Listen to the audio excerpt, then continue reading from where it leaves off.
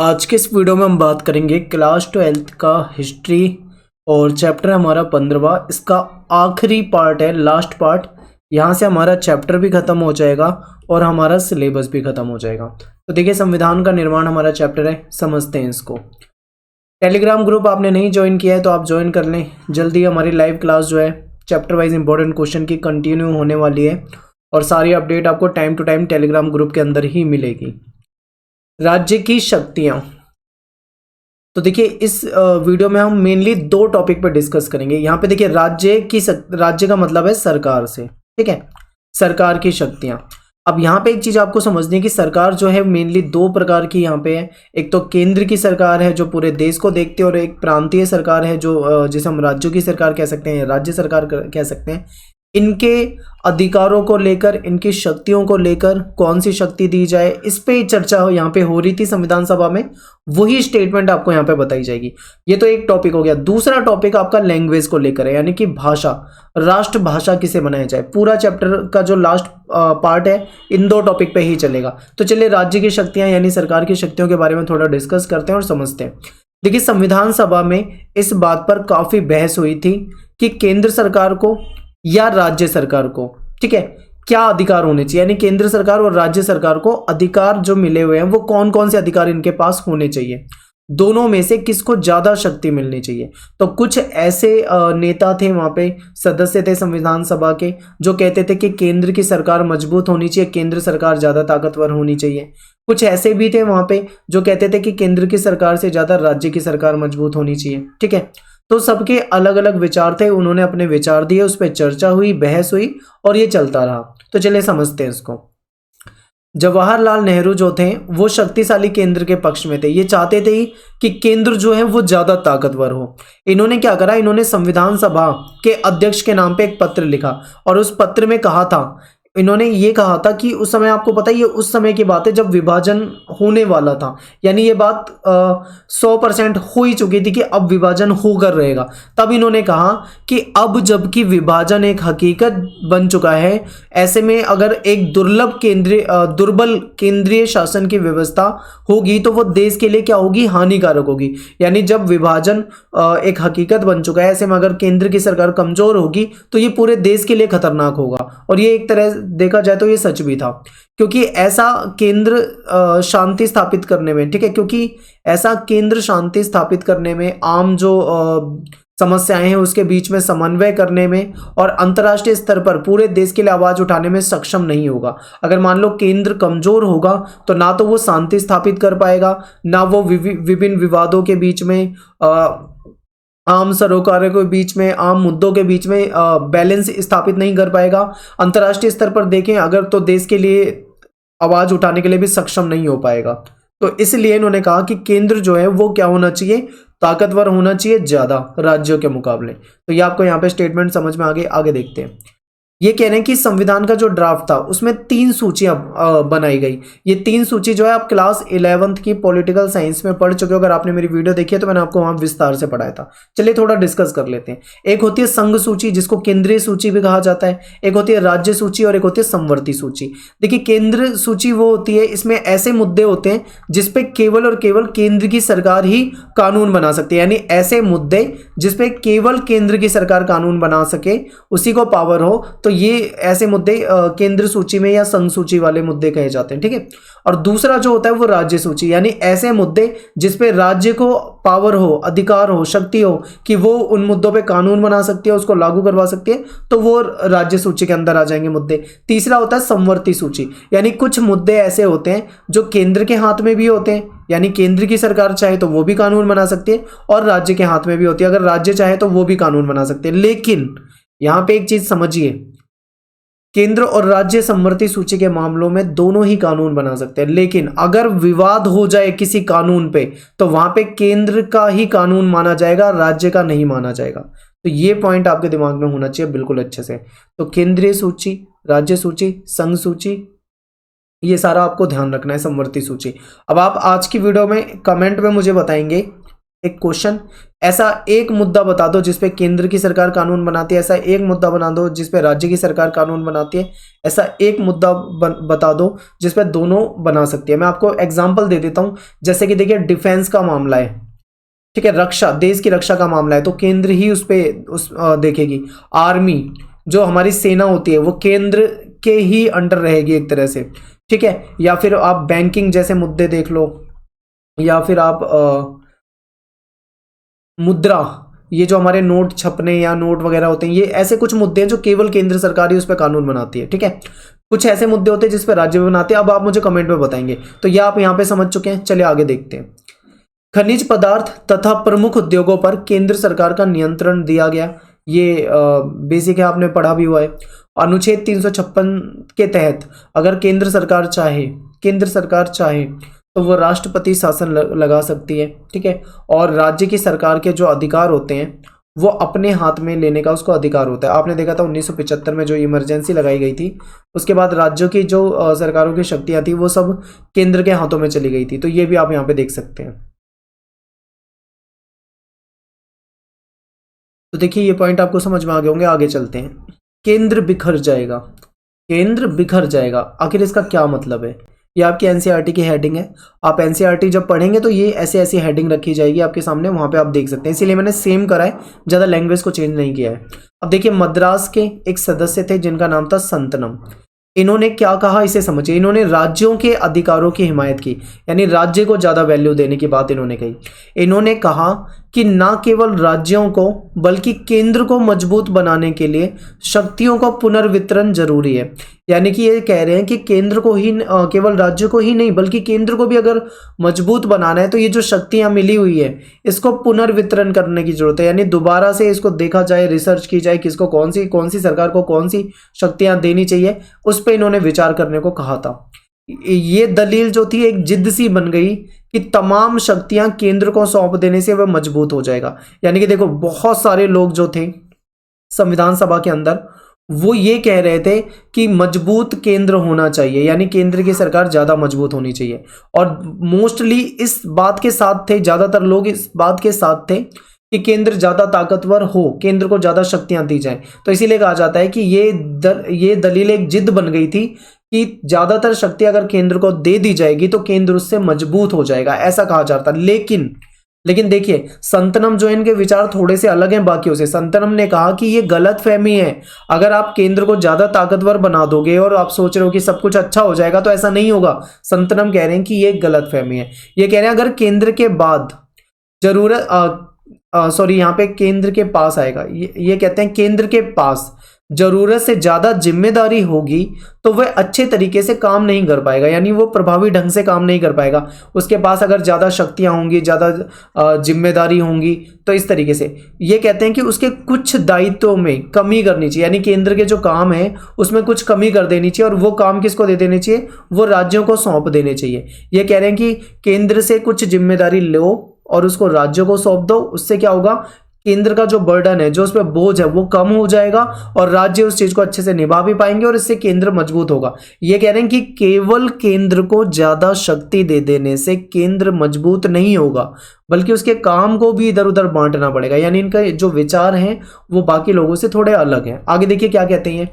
ये कहते हैं कि संतनम का मानना था कि शक्तियों का मौजूदा वितरण, यानी आज के समय में जिस प्रकार से शक्ति दे रखी है, मौजूदा वितरण जो है उनको कमजोर बना देगा। यानी कि जिस तरीके से शक्तियां सरकारों को दे रखी है इस समय में, वो उसको कमजोर बना देगा। राजकोषीय प्रावधान प्रांतों को खोखला कर देगा। देखिए क्या था, मैं आपको बता दूं इनका कहने का मतलब क्या है। ये कहना चाह रहे हैं कि दो गवर्नमेंट होती है, तो सेंट्रल गवर्नमेंट होती है जिसको केंद्र सरकार कहते हैं, एक स्टेट गवर्नमेंट होती है जो कि हमारे राज्य या प्रांत की सरकार है। तो जो ज्यादातर जो टैक्स होता है, जो रेवेन्यू होता है, ठीक है, जो ज्यादा पैसा जाता है और ज्यादातर जो अधिकार होते हैं वो तो सेंटर के पास होते हैं, केंद्र के पास होते हैं। स्टेट के पास जो होते हैं टैक्स ये भी ले सकता है, लेकिन ज्यादा टैक्स इसको उतना नहीं मिलता है, ठीक है, जितने मामलों में केंद्र को मिलता है। तो ये कह रहे थे कि भाई अगर राजकोषीय यानी ये जो फंड वाला जो प्रावधान है अगर ऐसा ही रहा तो इससे प्रांतों को खोखला कर देगा। यानी कि केंद्र को तो फायदा है पर राज्यों को फायदा नहीं है। राज्य को टैक्स भी कम मिलता है, पैसा भी कम मिलता है। तो ये कहते हैं क्योंकि भू राजस्व यानी जो टैक्स लिया जाता है के अलावा अधिकतर टैक्स जो है वो केंद्र सरकार के अधिकार में दे दिए गए थे। जो मौजूदा उस समय का जो टैक्स का वितरण वाला सिस्टम था उसमें जो ज़्यादा टैक्स थे वो केंद्र को मिलते थे और राज्य को कम टैक्स मिलते थे। ये कह रहे थे इससे क्या होगा, राज्य केंद्र के पास ज़्यादा पैसा हो जाएगा, राज्य के पास पैसा जो है वो कम रहेगा। अब जब राज्य के पास पैसा कम रहेगा तो क्या समस्या होगी ये समझिए। ये कह रहे हैं कि यदि पैसा ही नहीं होगा यानी धन ही नहीं होगा तो राज्यों में विकास परियोजना कैसे चलेगी। अब देखिए राज्यों की भी अपनी समस्याएं होती है, राज्य को भी बिजली चाहिए, स्टेट जो होता है राज्य उसको भी एजुकेशन चाहिए, स्कूल चाहिए, सड़कें चाहिए, ठीक है, सभी सुविधाएं राज्य में भी चाहिए होंगी। अब राज्य को जब टैक्स कम मिलेगा, पैसा ही नहीं होगा उसके पास, तो वो स्टेट में कैसे विकास की परियोजना चला सकेंगे, ये कहना चाह रहे हैं संतनम। आगे देखिए क्या क्या कहा इन्होंने।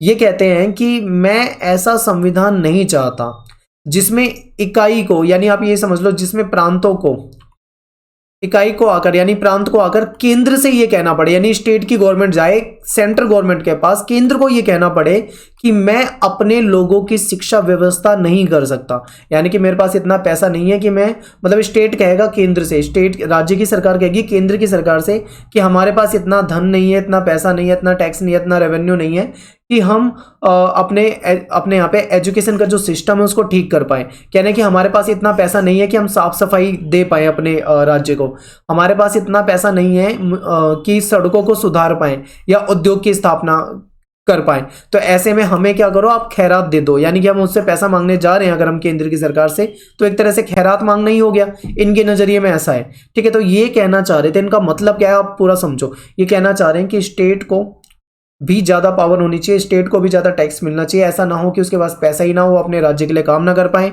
और बार बार पैसे के लिए उन्हें केंद्र के पास जाना पड़े। तो ऐसी व्यवस्था को ये नहीं चाह रहे थे। आगे देखिए, समझिए इस पॉइंट को दोबारा। बेहतर होगा, ये कहते हैं कि बेहतर होगा कि हम संघीय व्यवस्था को पूरी तरह खत्म कर दें और एकल व्यवस्था स्थापित कर दें। ठीक है, संघीय व्यवस्था जो है जिसके तहत केंद्रीय सरकार, प्रांतीय सरकार और उनके अधिकार है, इस व्यवस्था को ये खत्म करना चाह रहे हैं। और ये कह रहे हैं संतनम जो है, ये कह रहे हैं कि ये भी कहा इन्होंने कि अगर अधिक जांच पड़ताल किए बिना यानी ज्यादा रिसर्च किए बिना शक्तियों का वितरण लागू कर दिया गया तो हमारा भविष्य जो है वो अंधकार में चला जाएगा और कुछ सालों में सारे प्रांत, जितने भी ये राज्य हैं, जितने भी स्टेट हैं, वो केंद्र के विरुद्ध हो जाएंगे। ऐसा इन्होंने कहा संतनम ने। ये चल रही है वहां पे चर्चाएं, बहस चल रही है। जिसने जो स्टेटमेंट वहां पे दी उसमें से मेन स्टेटमेंट आपके एनसीईआरटी में डाल दी।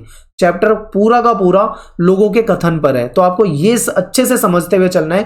क्वेश्चन यहीं से आपसे पूछे जाते हैं, बीच में से आपको कोई स्टेटमेंट दे देंगे और आपसे पूछ लेंगे। जैसे देखो, केंद्र बिखर गया, केंद्र बिखर जाएगा, ये एक स्टेटमेंट है, किसी ने कही होगी ये बात।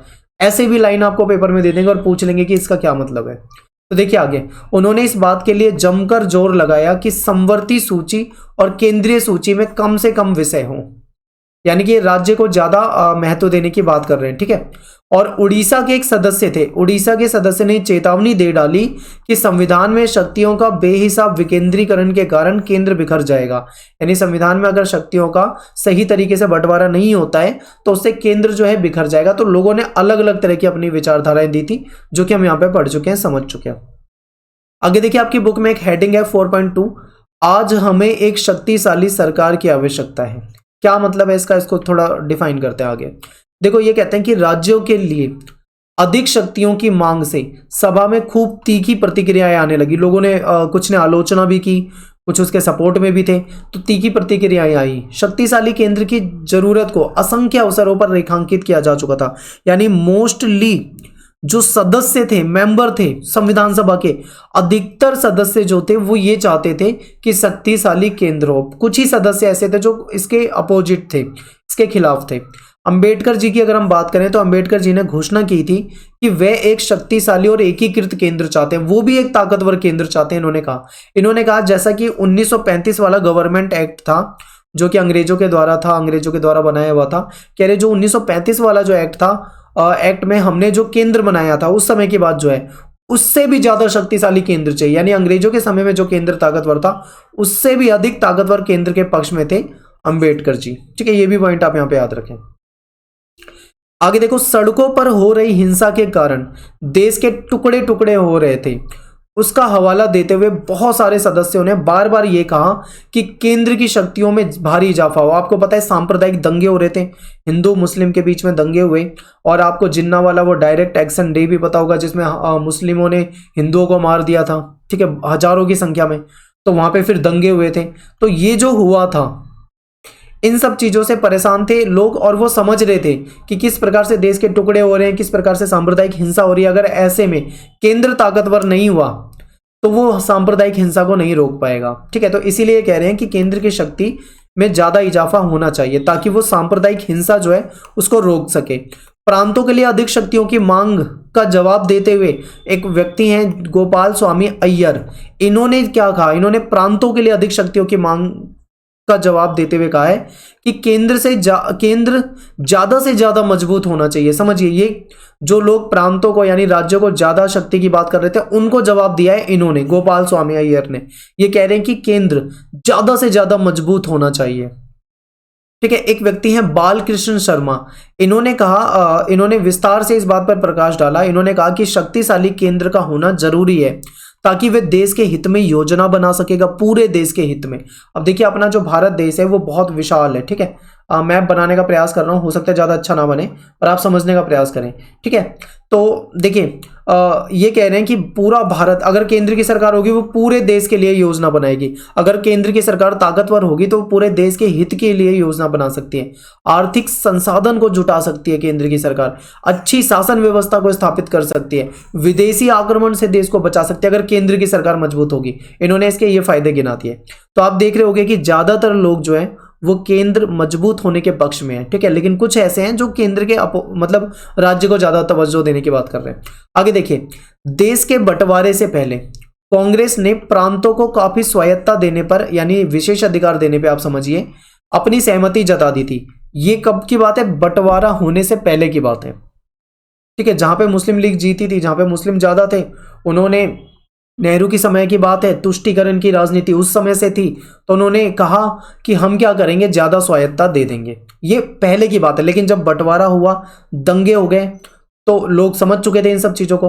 तो कुछ हद तक मुस्लिम लीग को इस बात का भरोसा दिलाने की कोशिश की थी नेहरू जी ने उस समय में कि जिन प्रांतों में मुस्लिम लीग की सरकार बनी है वहां पे ज्यादा दखलंदाजी वो नहीं करेंगे। लेकिन बंटवारा देखा सबने, हिंसा देखी सबने, तो ऐसे में राष्ट्रवादी जो नेता थे उनकी राय बदल गई थी इनके लिए, बिल्कुल, ठीक है। मुस्लिमों के प्रति और इनके प्रति इनकी राय जो थी वो बिल्कुल बदल गई थी। इनका कहना था कि आप एक विकेंद्रीकृत संरचना के लिए सबसे पहले मतलब ये कह रहे हैं कि जैसा दबाव पहले था, ठीक है, पहले देश बंटने से पहले जो दबाव हो रहा था, बार बार मुस्लिम राष्ट्र बनाओ, पाकिस्तान बनाओ, और ऐसी ऐसी जो मुस्लिमों की तरफ से ये चीजें चल रही थी, इन्होंने बोला अब ऐसा दबाव नहीं है यहाँ पे राजनीति में, अब ऐसा नहीं होना चाहिए, अब राज्य को कोई तवज्जो ना दो इतनी ज्यादा, केंद्र मजबूत बनाओ। राष्ट्रवादी जो थे वो इस चीज से भड़के हुए थे कि अब राज्य को ज्यादा वैल्यू नहीं देनी है। आगे देखिए, राष्ट्र की भाषा। तो अभी तक हमने जो टॉपिक पढ़ा, यहाँ पे हमने इस चीज पे पढ़ा कि कुछ लोग केंद्र की सरकार को ज्यादा ताकत के पक्ष में, कुछ लोग राज्य की सरकार को ज्यादा ताकत देने की पक्ष में है। तो इसी पर विवाद चल रहा था, ये आप यहाँ पे समझ चुके हैं। अब देखिए, भाषा को लेकर भी ऐसा ही हुआ। अब देश जो है भारत बहुत बड़ा है, इतनी सारी भाषाएं जो है भारत में बोली जाती हैं, लोग अलग अलग तरह की भाषाएं बोलते हैं। अगर आप साउथ में जाओगे, वहां पे तमिल, कन्नड़, तेलुगु, मलयालम, गुजरात की साइड जाओगे गुजराती, महाराष्ट्र की तरफ जाओगे मराठी, अलग अलग भाषा आपको मिलती है। उत्तर भारत में, नॉर्थ में जाते हो वहाँ पे आपको अलग तरह की भाषा मिलती है। अगर आप साउथ में जाते हो, अगर आपको वहाँ की भाषा नहीं आती, आप नहीं समझ सकते, वो आपकी भाषा को नहीं समझ सकते हैं। तो हम एक ऐसे देश में रहते हैं जहाँ पे अलग अलग भाषा को बोलने वाले लोग हैं और हम उनकी भाषा को समझते भी नहीं है। तो इसको लेकर विवाद था, कह रहे थे कि कौन सी भाषा को हम राष्ट्रभाषा बना दें। मान लो कोई भी एक भाषा को चुन लो और उसको राष्ट्रभाषा बना दो, तो उस भाषा को सभी लोग समझते नहीं है, तो फिर वहां पे विवाद तो होना ही है। तो ऐसे ही विवाद यहाँ पे चल रहे थे। अब समझिए इसको, कह रहे हैं कि भारत देश में अलग अलग भाषा बोलने वाले लोग रहते हैं, उनकी सांस्कृतिक विरासत अलग अलग है। ऐसे में राष्ट्र निर्माण कैसे किया जाए, बहुत बड़ा क्वेश्चन था, ठीक है। कैसे लोग एक दूसरे की बातें सुन सकते हैं या एक दूसरे से कैसे जुड़ सकते हैं जबकि वो एक दूसरे की भाषा को ही नहीं समझते। जब लोग नॉर्थ इंडिया के लोग साउथ इंडिया की भाषा नहीं समझते तो वो एक दूसरे से कैसे जुड़ सकते हैं, ये भी बात एक चल रही थी, ये भी एक समस्या थी। संविधान सभा में भाषा के मुद्दे पे कई महीनों तक तीखी बहस चली और कई बार तनातनी पैदा हुई, विवाद हुआ। यहाँ पे सवाल यही था कि कौन सी भाषा को हम राष्ट्रभाषा बना दें। अब आप यूरोपियन कंट्री में जाते हो तो आपको ज़्यादातर देश में आपको इंग्लिश भाषा ही दिखेगी, ठीक है, ज़्यादातर लोग इंग्लिश भाषा को ही बोलते हैं। और अगर वहाँ पे दूसरी लैंग्वेज भी है क्षेत्रीय तो, लेकिन इंग्लिश को वहाँ पे ज़्यादा वैल्यू दी जाती है। ऐसे ही भारत में देखा जाए तो भारत में अलग अलग तरह की भाषाएं हैं, यहाँ पे समस्या थी। तो देखिए क्या हुआ, इसका सॉल्यूशन इसे समझिए। 30 के दशक तक कांग्रेस ने मान लिया था कि हिंदुस्तानी को राष्ट्रीय भाषा का दर्जा दिया जाए। अब ये हिंदुस्तानी कौन सी भाषा है भाई? आपने हिंदी सुना होगा, उर्दू सुना होगा, इंग्लिश सुना होगा, अलग कई तरह की भाषाएं सुनी होगी। हिंदुस्तानी कौन सी भाषा है? तो समझिए, हिंदी और उर्दू के मेल से जो भाषा बनी है उसको हिंदुस्तानी कहा जाता है। यानी उसमें हिंदी के भी शब्द हैं और उर्दू के भी शब्द हैं और इनके मेल से बनी हुई भाषा हिंदुस्तानी कहलाती है। तो ये कांग्रेस मान चुकी थी कि हिंदुस्तानी को राष्ट्रीय भाषा का दर्जा दिया जाए। महात्मा गांधी जो थे उनका मानना था कि हर एक को एक ऐसी भाषा बोलनी चाहिए जिसको लोग आसानी से समझ सकें। हिंदी और उर्दू के मेल से बनी हिंदुस्तानी भारतीय जनता के बहुत बड़े हिस्से की भाषा थी। अब देखिए पूरा भारत तो इस भाषा को नहीं बोलता है, लेकिन अगर हम पूरे देश की जनसंख्या का एक बड़ा हिस्सा देखें तो वो इस भाषा को बोलते और समझते हैं। तो इसलिए कहा गया कि हिंदुस्तानी को ही बना दिया जाए। लेकिन ये इतना आसान मुद्दा नहीं था, साउथ में इसका विरोध हो रहा था, कई जगह इसका विरोध हो रहा था। तो देखिए समझिए इसे, ये विविध संस्कृतियों का आदान प्रदान से समृद्ध हुई थी और ये एक साझी ये जो भाषा थी हिंदुस्तानी, ये अलग अलग संस्कृतियों के आदान प्रदान से समृद्ध हुई एक साझी भाषा थी। इसमें नए नए शब्द अलग अलग भाषाओं के जुड़ते गए और ये भाषा जो है बढ़ती गई। जैसे जैसे समय बीतता गया बहुत तरह के स्रोतों से नए नए शब्द जो थे और अर्थ जो थे वो इस भाषा में जुड़ते गए और उसे विभिन्न क्षेत्रों के बहुत सारे लोग समझने भी लगे थे। महात्मा गांधी को ऐसा लगता था कि ये बहुत सांस्कृतिक भाषा है या ये बहुसांस्कृतिक भाषा है, विभिन्न समुदायों के बीच में संचार का आदर्श भाषा हो सकती है। महात्मा गांधी मान रहे थे कि ये भाषा सबसे ज़्यादा बोली जाती है भारत में, तो यही बना देनी चाहिए हमें राष्ट्रभाषा। वे हिंदू और मुसलमान, जो महात्मा गांधी थे वो हिंदू और मुसलमानों को, उत्तर और दक्षिण के लोगों को एकजुट कर सकती है ये वाली भाषा हिंदुस्तानी भाषा, ऐसा महात्मा गांधी मान रहे थे। लेकिन 19वीं सदी में माहौल जो था वो बदलने लगा। पहले ऐसा माना जा रहा था 19वीं सदी में माहौल जो था वो धीरे धीरे बदलने लगा। सांप्रदायिक टकराव जो थे वो गहरे होते जा रहे थे, हिंदू मुस्लिम के बीच में लड़ाई झगड़ा होता जा रहा था, हिंदी और उर्दू एक दूसरे से दूर जा रही थी। क्या हुआ भाई, हिंदी प्लस उर्दू से बनी थी हिंदुस्तानी। अब क्या हुआ, जो मुस्लिम थे उन्होंने क्या करा, अलग राष्ट्र की मांग कर दी, पाकिस्तान, और बाद में बंटवारा भी हो गया। तो उसके बाद फिर जो राष्ट्रवादी थे वो इस चीज़ से नाराज हो गए। उन्होंने कहा कि भाई हिंदी से उर्दू के शब्दों को निकालो और अन्य भाषाओं के शब्दों को निकालो, हिंदी को संस्कृत निष्ठ बनाओ, संस्कृत के करीब लाओ। तो ये होने लगा था। तो हिंदी और उर्दू एक दूसरे से दूर जा रही थी। एक तरफ तो फारसी और अरबी के मूल के सारे शब्दों को हटाकर, जो हिंदुस्तानी में जो ये फारसी और अरबी के शब्द जो आ गए थे उसको हटाया गया और हिंदी को संस्कृत निष्ठ, संस्कृत के करीब ले जाने की कोशिश चल रही थी। तो दूसरी तरफ उर्दू जो थी वो लगातार फारसी के नज़दीक होती जा रही थी। नतीजा ये हुआ कि भाषा भी धार्मिक पहचान की राजनीति का हिस्सा बन गई, यानी लोग भाषा से भी इन चीज़ों को हटाने लगे। लेकिन हिंदुस्तानी के साझा चरित्र में महात्मा गांधी की आस्था जो थी कम नहीं हुई। अगर आप एक राष्ट्रवादी हो और आप एक कट्टर राष्ट्रवादी सोच रखते हो तो आपको कई जगह पे महात्मा गांधी के कई सारे जो पॉइंट है वो आपको पसंद नहीं आएंगे, ठीक है, इस चीज़ को भी ध्यान रखें। आगे देखो, हिंदी की हिमायत, लोगों ने इसकी हिमायत की। संविधान सभा के शुरुआती सत्र में संयुक्त प्रांत के कांग्रेसी सदस्य थे आरवी धुलेकर। ये ऐसे मतलब इन्होंने भाषण दिया वहां पे कि इनके दुश्मन ही दुश्मन बन चुके थे, मतलब बहुत तीखे शब्दों में बोलते थे वहां पे। देखो इन्होंने धुलेकर जो थे, इन्होंने क्या कहा, इन्होंने इस बात पे खूब पुरजोर शब्दों में आवाज उठाई कि हिंदी को संविधान निर्माण की भाषा के रूप में इस्तेमाल किया जाए। अब समझिए इस चीज को, इन्होंने कहा कि संविधान जो बन रहा है उसे हिंदी भाषा में बनाया जाए या फिर हिंदी को संविधान निर्माण की भाषा के रूप में इस्तेमाल किया जाए। जब किसी ने कहा कि सभी सदस्य हिंदी नहीं समझते, किसी ने वहां पे कहा कि सभी सदस्य नहीं समझते, क्योंकि साउथ के भी हैं, कोई तमिल समझता होगा, कोई दूसरी भाषा समझता होगा, हिंदी को सब नहीं समझते। तो आरवी धुलेकर ने जो बयान दिया उससे बहुतों को आग लग गई थी। बिल्कुल क्या है ये इनका बयान, समझिए। तो धुलेकर ने पलट कर कहा, इस सदन में जो लोग भारत का संविधान रचने बैठे हैं और हिंदुस्तानी नहीं जानते, वे इस सभा की सदस्यता के लायक नहीं है, योग्य नहीं है, उन्हें यहां से चला जाना चाहिए। अब जैसे ही उन्होंने ऐसी बात कह दी तो जो हिंदी नहीं जानते थे और जो थोड़ी बहुत जानते होंगे या फिर समझते होंगे, उन्हें लगा होगा कि कहीं ना कहीं उन लोगों का एक तरह से बहिष्कार करा जा रहा है, जो मतलब इसको नहीं समझ रहे हैं। तो इस पे विवाद हो गया। जब इन टिप्पणियों के कारण सभा में हंगामा खड़ा हुआ तो धुलेकर जो थे वो अपना भाषण वैसा का वैसा देते रहे, वो रुके नहीं, लोग विरोध करते रहे इनका, पर ये रुके नहीं, हिंदी में भाषण देते रहे। फिर नेहरू ने हस्तक्षेप किया और बाद में फिर वहां पे शांति बनाई गई। ठीक है, तो आरवी धुलेकर जो थे, इन्होंने हिंदी को लेकर जो बयान दिए उस पर कई बार विवाद भी हुए हैं, तो आपको ये पॉइंट ध्यान रखने। अब देखिए, भाषा का ये जो सवाल है ना, ये अगले 3 साल तक बार बार समस्या बन के उभरता रहा, क्योंकि भाषा को लेकर विवाद जो था वो लंबे समय तक चला। करीबन 3 साल बाद 12 सितंबर 1947 को राष्ट्र की भाषा के सवाल पर धुलेकर के भाषण ने एक बार फिर से तूफान खड़ा कर दिया। अब इन्होंने क्या कह दिया, इसे समझिए। तब तक संविधान सभा की भाषा समिति ने अपनी रिपोर्ट पेश कर दी थी। भाषा समिति जो थी उसने सोचा कि भाई ये जो भाषा को लेकर विवाद है ये बढ़ता ही जा रहा है, लोग नहीं मान रहे हैं। तो इन्होंने सोचा कि कोई बीच का रास्ता निकाल लेते हैं, यानी कि जो हिंदी जो भाषा थी, कुछ लोग उसके सपोर्ट में थे, कुछ लोग उसके विरोध में थे। तो इन्होंने सोचा कि भाई ऐसे तो विवाद नहीं सुलझेगा। भाषा समिति ने सोचा कोई ऐसा बीच का रास्ता निकाल ले जिससे सपोर्टर भी खुश हो जाएं और जो विरोध में है वो भी मतलब ज़्यादा हंगामा ना करें। तो उन्होंने ऐसा करने की कोशिश की। समिति ने राष्ट्रीय भाषा के सवाल पर हिंदी के समर्थकों और विरोधियों के बीच में पैदा हो गए जो विवाद था उसको तोड़ने का एक फॉर्मूला निकाला। समिति ने सुझाव दिया कि देवनागरी लिपि, ये जो आप लिपि देख रहे हो जो मैंने लिख रखा है, ये भी देवनागरी लिपि है। ठीक है, देवनागरी लिपि में लिखी हिंदी भारत की राजकीय भाषा होगी। यानी इन्होंने क्या करा, थोड़ा सा टेक्निकल आप समझिए, इन्होंने ये कहा कि ये भारत की राष्ट्रीय भाषा नहीं होगी, ये राजकीय भाषा होगी। ठीक है, राजकीय भाषा इसका नाम इसको दे दिया। इन्होंने सोचा कि इससे क्या होगा, विवाद जो है वो थम जाएगा। ठीक है, परंतु इस फॉर्मूले को समिति ने घोषित नहीं किया, ऐसी बात चली।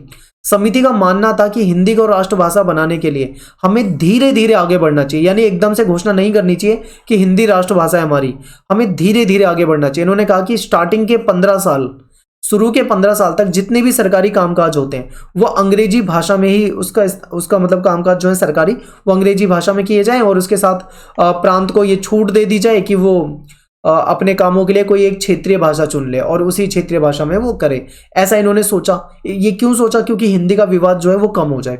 संविधान सभा की भाषा समिति ने हिंदी को राष्ट्रभाषा बनाने के बजाय राजभाषा कहकर कहा। राष्ट्रभाषा पूरे राष्ट्र की एक भाषा। ठीक है, तो यहां पे देखिए राजभाषा का मतलब क्या होता है, थोड़ा सा इसको समझ लो वरना आप कंफ्यूज रहोगे। राजभाषा का मतलब यहाँ पे इन्होंने ये कहा कि राजभाषा जो होती है वो किसी देश की घोषित भाषा होती है, अनाउंस की गई भाषा होती है, जो कि जो राजकीय जो सरकारी जो काम वगैरह होते हैं, सरकारी जो प्रयोजन होते हैं उसमें प्रयोग होती है। ठीक है, भारत की राजभाषा जो थी वो हिंदी घोषित की गई थी और राष्ट्रभाषा एक तरह से पूरे देश के लेवल की भाषा हो जाएगी, यानी संपूर्ण देश की भाषा हो जाएगी।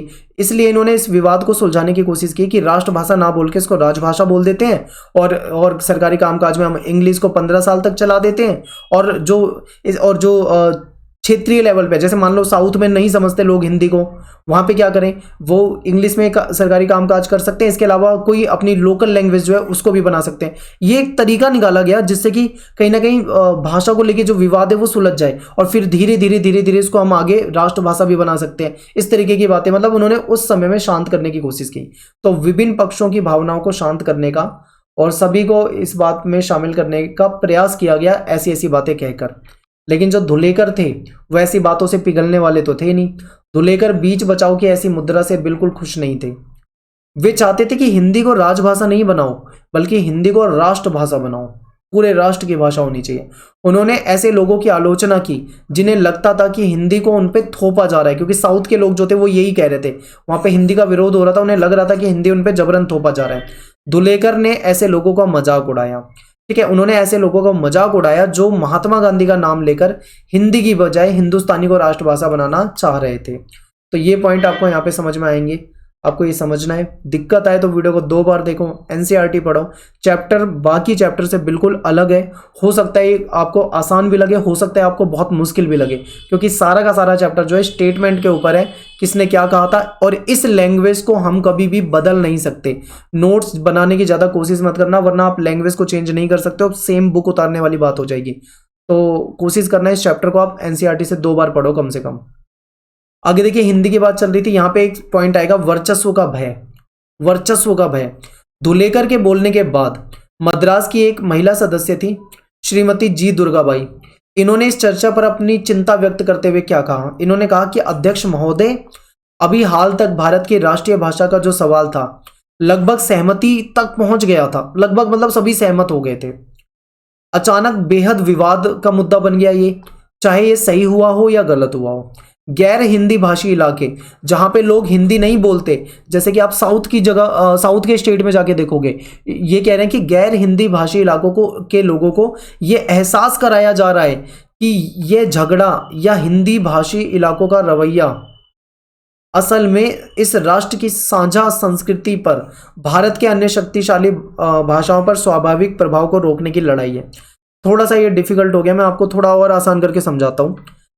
दुर्गाबाई जो थी, इन्होंने कहा कि राष्ट्रीय भाषा का जो मुद्दा है लगभग सहमति बनने वाली थी, लेकिन विवाद का मुद्दा बन गया। इन्होंने कहा कि ये जो हिंदी भाषा को जो मेन भाषा बनाने की बात चल रही है, इससे जो वो लोग हैं, जो लोग जहाँ पे ये हिंदी नहीं बोली जाती, कहीं ना कहीं उनके लिए ये चीज़ सही नहीं है। ठीक है, वो इस चीज़ का विरोध करते हैं और इस तरीके की बातें हुई। आगे देखो इन्होंने क्या कहा। दुर्गाबाई जो थी, इन्होंने सदन को बताया कि दक्षिण भारत में हिंदी का विरोध बहुत ज़्यादा है, क्योंकि साउथ में अगर आप देखोगे, साउथ भारत में, तो आपको दिखेगा वहाँ पे ज़्यादातर स्टेट जो है वो हिंदी नहीं बोलते हैं। विरोधियों का मानना है कि हिंदी के लिए हो रहा ये प्रचार, हिंदी का बहुत ज़्यादा प्रचार हो रहा था, हिंदी का ये जो प्रचार हो रहा है, ये जो प्रचार चल रहा है, वो प्रांतीय भाषाओं की जड़ें खोदने का प्रयास है।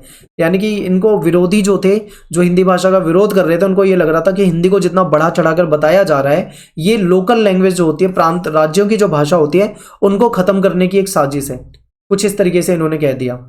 इसके बावजूद बहुत सारे अन्य सदस्यों के साथ साथ उन्होंने भी महात्मा गांधी की बातों का पालन किया। किसने? दुर्गाबाई। और दक्षिण में हिंदी का इन्होंने प्रचार जारी किया। अब दक्षिण में जाके हिंदी का प्रचार करोगे जहां पे हिंदी नहीं बोली जाती, तो किस चीज का सामना करना पड़ेगा? विरोध का। इन्होंने हिंदी का प्रचार किया, लेकिन इनको विरोध का सामना भी करना पड़ा। हिंदी के स्कूल खोले गए, कक्षाएं चलाई गई हिंदी की। और अब इस सब का क्या नतीजा निकलता है? क्वेश्चन मार्क यहाँ पे ये भी है कि इतना इन्होंने हिंदी के लिए प्रयास किया, लेकिन नतीजा क्या निकलता है? दुर्गाबाई ने पूछा कि सदी के शुरुआती सालों में जिस उत्साह से हिंदी को अपनाया जा रहा था, मैं उसके विरुद्ध ये आक्रामकता, क्योंकि लोग जो थे इसके विरोध में भी थे हिंदी के बहुत ज्यादा, कह रहे स्टार्टिंग में हिंदी को जितने अच्छे से अपनाया था, बाद में उसका विरोध होने लगा। दुर्गाबाई कहती हैं कि हिंदुस्तानी को जनता की भाषा स्वीकार कर चुके हैं, यानी दुर्गाबाई जो है वो हिंदुस्तानी को जनता की भाषा स्वीकार कर चुकी थी, मगर अब उस भाषा को बदला जा रहा था। आप जानते हो ना क्यों विरोध हो रहा था? देखो, पहले कहा गया था कि हिंदुस्तानी भाषा को बनाया जाएगा, मेन हिंदुस्तानी में हिंदी प्लस उर्दू थी, लेकिन बाद में कहा गया कि उर्दू जो है इसको हटाओ, निकालो, और जो अन्य लैंग्वेज जुड़ी हुई है उनको भी यहाँ से निकालो। हिंदी जो है केवल हिंदी होनी चाहिए, उसको संस्कृत निष्ठ बनाई जाने की बात चल रही थी। यानी कि ये इसी चीज़ का कह रही है कि हम शुरू में हिंदुस्तानी को जनता की भाषा स्वीकार कर चुके थे, लेकिन मगर बाद में उसको बदला जा रहा था। उर्दू तथा अन्य क्षेत्रीय भाषा के जो शब्द थे वो उससे निकाले जा रहे थे, और इनका मानना था कि हिंदुस्तानी के समावेशी और साझा स्वरूप को कमजोर करने वाले किसी कदम से विभिन्न भाषा समूहों के बीच बेचैनी और भय पैदा होगा। यानी इन्होंने कहा कि अगर इस चीज को निकाला जाएगा और ऐसा किया जाएगा, तो इससे जो अलग अलग जो जनता है वो कहीं ना कहीं इस चीज से नाराज होगी, क्योंकि उनके मान लो केवल उर्दू के शब्द नहीं थे, अन्य भाषाओं के भी शब्द थे, अगर उनके शब्द निकाल दिए जाएंगे उससे, तो उन लोगों का विरोध जरूर होगा इस पे। तो ये ऐसी कुछ बातें चल रही है यहाँ पे। आई होप आपको समझ में आ रहा होगा। ठीक है, कुछ लैंग्वेज जो है वो टफ है, और ये एनसीईआरटी की लैंग्वेज है, इसको ज़्यादा नहीं चेंज किया जा सकता, इसीलिए मैं आपको समझा रहा हूँ सीधा। आगे देखिए, जैसे जैसे चर्चा जो थी वो तेज होने लगी, तीखी होने लगी, बहुत सारे सदस्यों ने सहयोग और सम्मान की भावना भी दिखाई। कई सारे लोग ये कह रहे थे कि भाई बहस को छोड़ो और सम्मान और सहयोग की भावना दिखाओ और मिल जाओ और मिलकर सॉल्यूशन करो। तो ऐसे ही मुंबई के एक सदस्य थे शंकर राव देव। इन्होंने कहा, ये कहते हैं कि मैं कांग्रेसी हूँ, तथा मैं महात्मा गांधी का अनुयायी होने के नाते हिंदुस्तानी को राष्ट्रभाषा के रूप में स्वीकार कर चुका हूं। ऐसा कौन कह रहे हैं? शंकर राव देव कह रहे हैं कि भाई मैं कांग्रेस का भी हूं और मैं महात्मा गांधी का अनुयायी भी हूं, इसलिए मैं हिंदुस्तानी को राष्ट्रभाषा के रूप में स्वीकार कर चुका हूं। जबकि बाद में बनाया किसे जा रहा था? हिंदी को बनाया जा रहा था। तो आप समझ सकते हैं कहीं ना कहीं थोड़ा बहुत मतभेद दिखेगा। मद्रास के थे टी.ए. रामलिंगम चेटियार।